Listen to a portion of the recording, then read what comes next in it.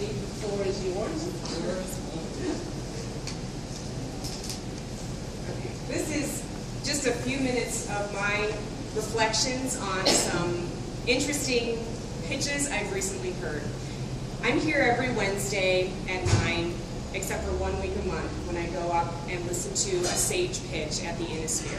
I'm a SAGE advisor, and it's largely because I really love to watch people get up, try to explain their idea, to try to do it well, and with a time constraint attached.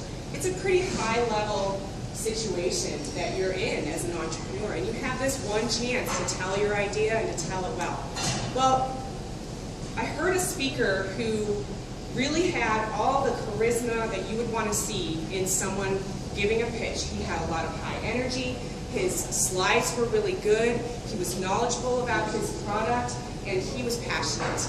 By the end of the 20-minute pitch, however, he had not done a very good job explaining what his product does, the problem that he solves, and how people would use it.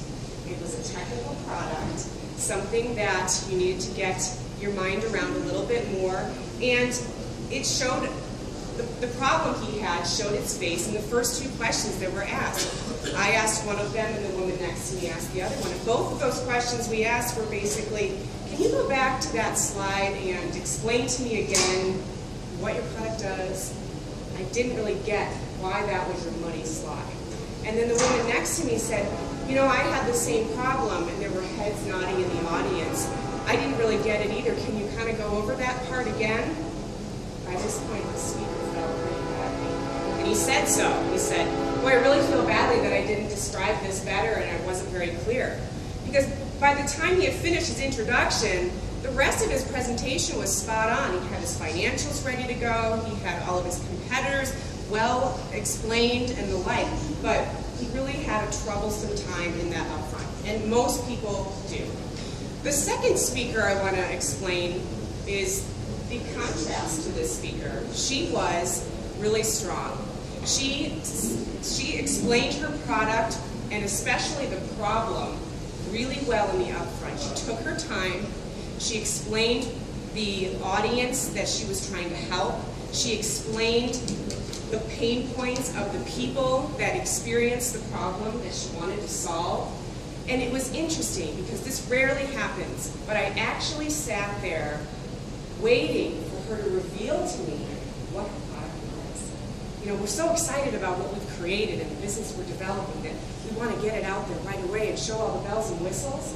But this woman, she was an academic, she was a scientist, she was not your typical vibrant, enthusiastic public speaker. She was introverted, she was a bookworm, but she really pulled us through to the point where I was like, what did she make? And it was really interesting because she had her story down. So at the end of her talk, it was exciting to hear the questions because we got to skip over the clarification parts and really get at helping her to move forward with her business.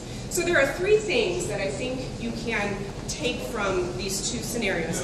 When you have to go out and do your business presentations and share what it is that you've created. Because I know all of you aren't always up in front of an audience to do that, but you all have coffee with people, you all have to sit down with someone and try to explain what it is that you do, and there are some simple tools that you can use. They are story, analogy, and good audience analysis. So the first is storytelling, which I know everybody understands is important. But what this storytelling really does is creates for you an emotional connection to your audience that if you don't do, can leave your audience feeling empty. And that's what the guy who didn't do his introduction well was missing. He didn't really have this emotional connection to us, and he hadn't taken the time to create a relationship with us that would explain his product, how it helped me, why should I care. So storytelling can be personal, it can be here's why I came up with this idea. Here's the light bulb moment about my product or business that set me off on this track. Like Ashley's dissertation was the reason she began the food corridor. It was very interesting for me to hear some of her information about that and how she got it started. But I always love to hear those light bulb moments. It tells me so much about the business owner, their goals, and why they got going. You can also share stories about how it's going to affect your consumers. And that's what Ashley did at the beginning of her talk. She talked about how her consumers were going to use the product, what it was going to do for them, and in doing so, she accomplished more than one thing. She was able to explain how the product worked, talk about the success that it would bring to them, and it was a very intuitive way to get to the bottom line. So there are ways to combine, you can achieve a lot through good storytelling, but it takes time to think through it. The second is analogy. And again, Ashley had analogy with the Airbnb and the Uber as part of her platform this morning. But one of the speakers I heard, actually, I ended up giving him the analogy. I said, so is your product sort of like an administrative assistant inside the phone for these drivers that are doing this Uber driving? This is about Uber driving and Lyft driving, and it's combining platforms onto one phone or one app.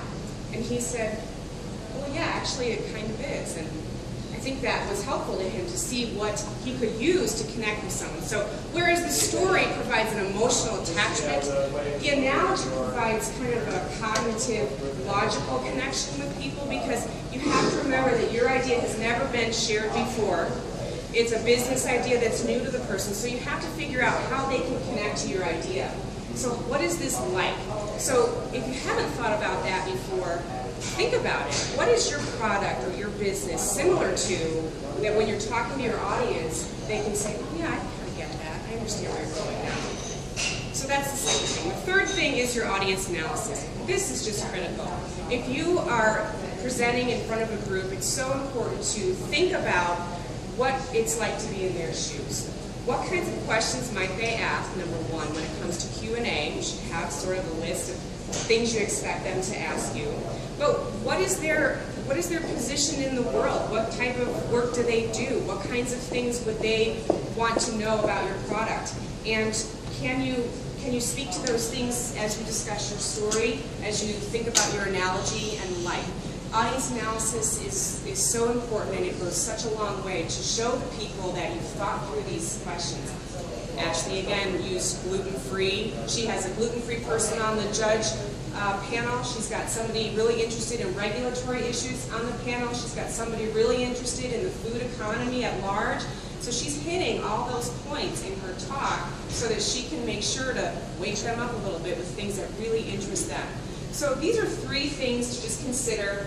It's just a brief overview, but when you need to communicate your idea and you need to do it well, you want to err on the side of being more like the woman I explained at the beginning, who's got some real luring of her story to try to bring people into your idea and share yourself with them too, not just the nuts and bolts of your idea.